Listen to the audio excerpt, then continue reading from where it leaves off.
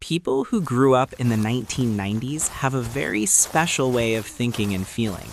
They lived half of their childhood in an offline world and the other half in the first days of the internet and mobile phones. This mix shaped their personality in a unique way. They remember a time with no smartphones. If your friends weren't outside, you had nothing to do. No social media, no streaming, no endless scrolling. You had to make your own fun. Play outside, draw, talk, or just sit and think. This taught them a few important things. They learned how to handle boredom. They learned to be creative with very little. And they learned to enjoy simple moments like riding a bike or watching one TV show at a fixed time. This is one reason they are mentally strong. Their brain learned to slow down instead of needing constant stimulation. From a psychological point of view, this kind of childhood trains the brain to tolerate boredom and find meaning without constant stimulation. Their parents were often strict and practical. Many 90s kids grew up hearing, "Be home before dark and figure it out yourself." If something broke, you tried to fix it. If there was a problem, you tried to solve it, not post about it. Because of this, a lot of 90s kids developed independence. They walked to school. They handled small problems on their own. They didn't always have adults watching every step. They learned responsibility early, not because life was easy, but because they were trusted to handle it. This made them more confident in dealing with real life. Then everything started to change. Computers arrived at home, internet with dial-up sounds, SMS, early chat apps, video games, and the first social networks. They had to adjust again and again, from cassettes to CDs to MP3s, from house phones to mobile phones, from meeting friends only in person to also meeting them online.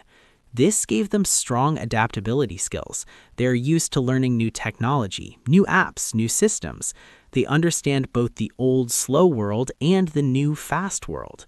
Psychologically, this constant transition builds adaptability, but it can also create a feeling of never fully settling. Many generations experienced change, but few experienced it this fast and at this age. But this middle position is not always easy. They remember a simple childhood, but now live in a very busy and stressful adult world. They were told, study hard, get a degree, and life will be stable. Many discovered that reality is much harder. So inside, many 90s kids feel a mix of nostalgia and stress. They miss the calm, slow days. At the same time, they feel pressure to keep up with work, money, and constant messages. That's why many of them use humor to cope. They joke about being tired, broke, or burnt out. They laugh about their problems, but the feelings behind it are real. Humor became a survival skill, a quiet way to release pressure without falling apart. Still, there is something strong about them. They know how to live without a screen. They know how to wait. They remember writing phone numbers by hand, waiting days to see friends again, and watching movies without pausing or skipping. They remember what life was like before everything became instant. They are like a bridge between generations. They can talk to older people about life before the internet and also understand younger people who grew up fully online. This makes them flexible thinkers, able to listen, adapt, and translate between worlds. If you grew up in the 1990s, maybe this explains why you often feel in between old and new, between slow and fast, between what you miss and what you must handle now.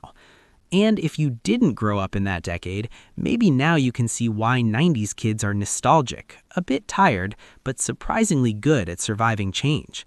If this brings back memories or makes you smile, don't forget to comment, like, and subscribe for more stories and reflections like this.